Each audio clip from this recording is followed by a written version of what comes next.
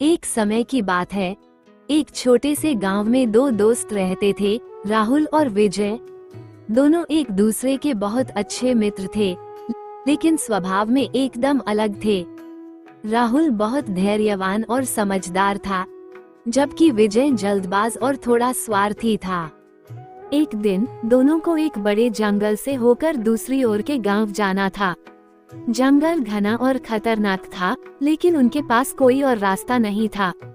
वे दोनों चल पड़े और रास्ते में उन्होंने एक बड़ी नदी देखी।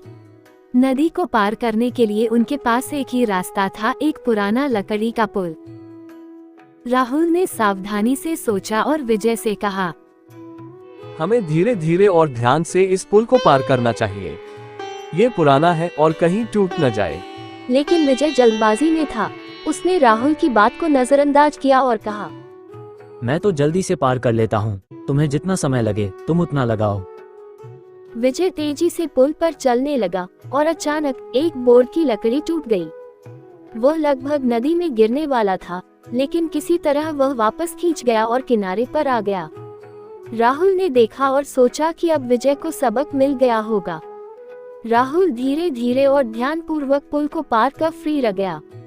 दूसरी ओर पहुंचने पर विजय बहुत शर्मिंदा हुआ और उसने कहा, मुझे माफ करना राहुल, मैंने तुम्हारी बात नहीं मानी और जल्दबाजी में गलती कर दी। अगर मैंने धैर्य रखा होता तो ये खतरा नहीं उठाना पड़ता। राहुल मुस्कुराया और बोला, कोई बात नहीं विजय, हर अनुभव से हम कुछ सीखते हैं।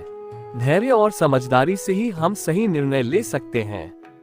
इस कहानी से हमें ये सीखने को मिलता है कि जल्दबाजी में लिया गया निर्णय अक्सर हमें परेशानी में डाल सकता है।